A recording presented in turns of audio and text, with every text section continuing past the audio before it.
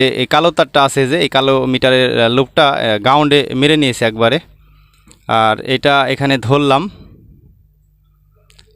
ধরলাম, দেখতে পাচ্ছেন 103 ভোল্ট এসেছে।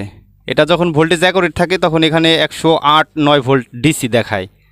এটা আর কি গ্রাউন্ড থেকে আপনার হচ্ছে 103, আর মাঝখানেটা 0, আর এই পাশে যে রয়েছে এটাতে 103, মানে 103 ভোল্ট। আমাদের লাইনে ভোল্টেজ বিভিন্নভাবে আপ ডাউন করে। আর ট্রান্সফরমার যদি আমরা এসির লুকটা মাপতে যাই তাহলে এই মিটারটা আমরা এসিতে সিলেক্ট করে নেব। আসলে ট্রান্সফরমারটা দেখাই, এখন বিদ্যুতের ভোল্টেজ খুবই কম, 215 ভোল্ট রয়েছে আমাদের। তো আমরা যদি এখানে লুকটা ধরি, আশা করি দেখতে পাচ্ছেন 75.9 ভোল্ট, তার মানে 76 ভোল্টের মতন। এখানে যখন বিদ্যুতের ভোল্টেজ 228-30 ভোল্ট হয় তখন আমার এখানে 80 ভোল্ট, 80 হয়ে যায়। তো এই জন্য আমি আন্তরিকভাবে দুঃখিত। আসলে আমাদের এলাকাতে ভোল্টেজের খুবই